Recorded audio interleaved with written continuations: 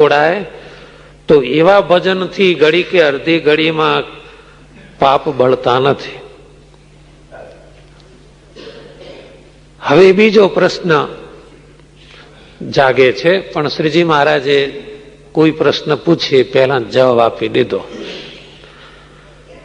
હવે આવો ભગત હોય કે ભજનમાં બેસે, દરરોજ ધૂનમાં, ભજનમાં, પ્રાર્થનામાં આવે, એ પોતે તો આવે છે પણ ઇન્દ્રિયો અંતઃકરણ ઉપર કાબુ નથી.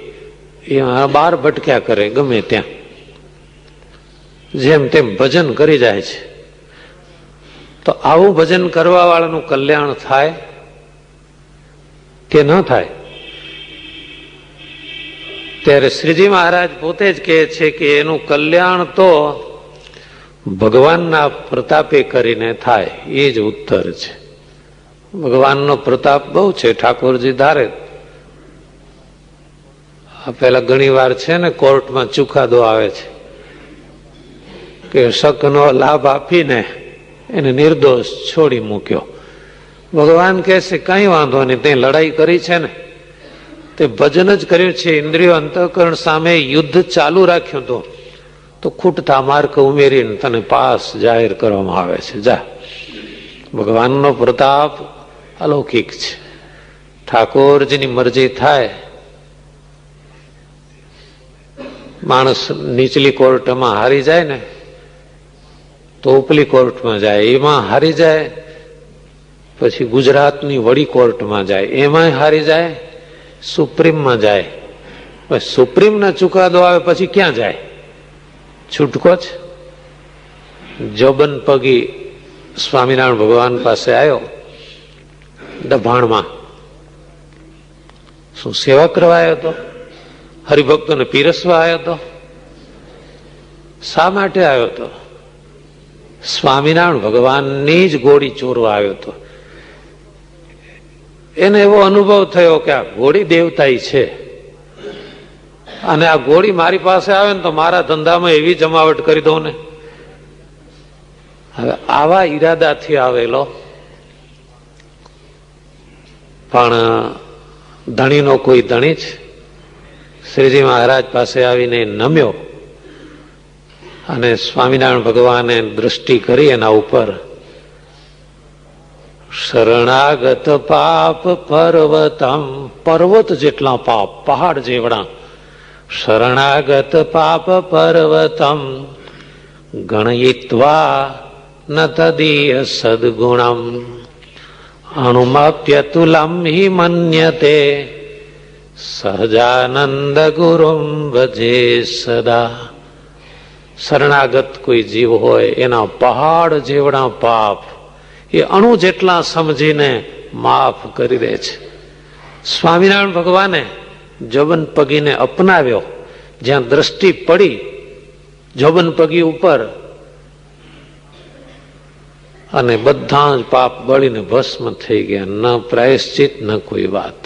મહાલૂંટારો, મહાચોર એ પરમ ભક્ત બની ગયો એક ક્ષણમાં. આ કહેવાય સુપ્રીમનો ચુકાદો. હવે આપણે ક્યાં ફરિયાદ કરવા જઈએ કે ના જોબનને 27 ઉપવાસ કરાવો, ચાંદ્રાયણ કરાવો? શું કરવાનું?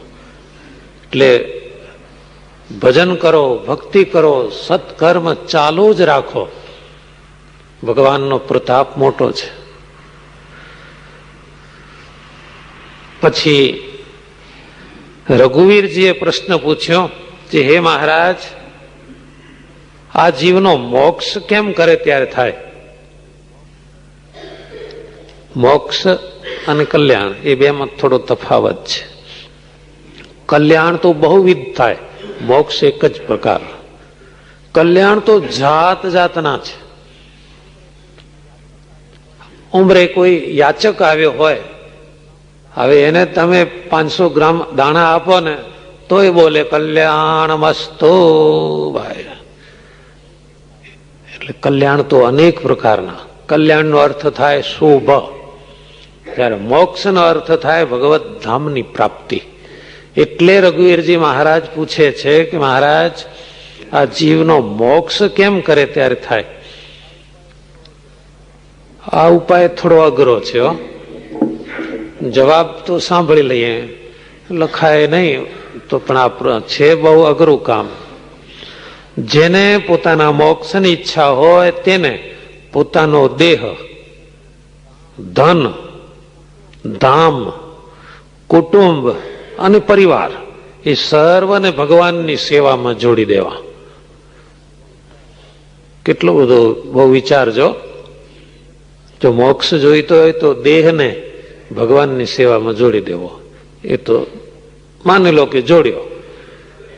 ધન બધું ભગવાનની સેવામાં જોડવાનું, એ જોડીએ. ધામ એટલે મકાન, એ પણ ભગવાનની સેવામાં જોડી દેવાનું. કુટુંબ, હવે એ તો કાબુ હોવો જોઈએ, નહીં તો કેસ્તાન દ્વારે જાઓ, 6 વાગે જાઓ છો, 4 વાગે જાઓ, પણ અમને નહીં જગાડવાના. તો કુટુંબને ભગવાનની સેવામાં જોડવાનું અને પરિવારને એટલે કે સગા સંબંધીને, આ બધાને ભગવાનની સેવામાં જોડી દેવાના. પણ આ બધા ન જોડાય તો ભગવાનની સેવામાં જે પદાર્થ કામ ના આવે એનો ત્યાગ કરી દેવો. આ કેટલું કઠણ છે બોલો. તો ઘણું કઠણ છે. સાંભળી જવું સરળ છે, બોલી દેવું પણ સારું છે, પણ આમાંથી કોઈ ભગવાનની સેવામાં કામ ન લાગે, દેહ, ધન, ધામ, કુટુંબ, પરિવાર, એમાંથી જે કામ ન લાગે એને કટ. જે અંગ ખોટું થઈ જાય તે ડોક્ટર કહે છે કાપવું પડશે. ભગવાન કહે છે કે જે સેવામાં કામ ન લાગે એનો ત્યાગ કરી દેવો. એવી રીતે ભગવત પરાયણ વર્તે એવો ગ્રસ્થાશ્રમી હોય એ ભગવાનના ધામમાં નારદ સનકાદિકની પંક્તિમાં વળે પરમ મોક્ષને પામે છે. એનો એ જ ઉત્તર છે. પછી શ્રીજી મહારાજ સ્વેચ્છાએ વાત કરવા લાગ્યા કે અમે તો જે દિવસથી વિચારીએ છીએ એ દિવસથી એમ નજરમાં આવે છે કે મોક્ષ માટે 3 સાધન બહુ સુખદાયી છે. એક તો આત્મનિષ્ઠા, બીજું ગોપીઓની પેઠે પતિ ભાવથી ભગવાનનું ભજન કરવાનું, અને ત્રીજું હનુમાનજી અને ઉદ્ધવજીની પેઠે દાસ ભાવે ભગવાનનું ભજન કરવાનું. આ 3 અંગ બહુ ઉપયોગના છે. શ્રીજી મહારાજે એ 3 અંગની વિસ્તારથી વાત કરી અને પછી કહ્યું કે આપણા સત્સંગમાં તો આ અંગોવાળા ઘણા છે, એમાં પણ દાસત્વ ભક્તિની ઉત્તમ દશા છે.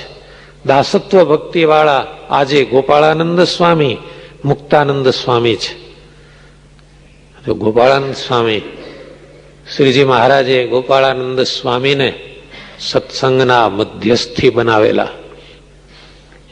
ગોપાળ સ્વામીની આજ્ઞામાં રેજો રે, સાધુ વર્ણી પાળા સોણી લેજો રે. આવા ગોપાળાનંદ સ્વામી મોટા હતા. સુંદરિયાણામાં એક પરમ વૈષ્ણવ ભક્ત હેમરાજ શાહ, એમના દીકરા સત્સંગી, પણ આ હેમરાજ શાહ સ્વામી પાસે ન આવે, કારણ કે અમે પરમ વૈષ્ણવ છીએ. એમના પુત્રોએ કહ્યું કે સ્વામી મારા બાપુજી નહીં આવે, પણ મારા બાપુજીની એવી પ્રકૃતિ છે, વૈદું બહુ સારું જાણે છે. કોઈ માંદા હોય તો શત્રુ હોય તો એને ઘેર જોવા જાય, દવા આપવા જાય. સ્વામી કહે છે ઓહો, એ તો બહુ સારી વાત કરી તમે.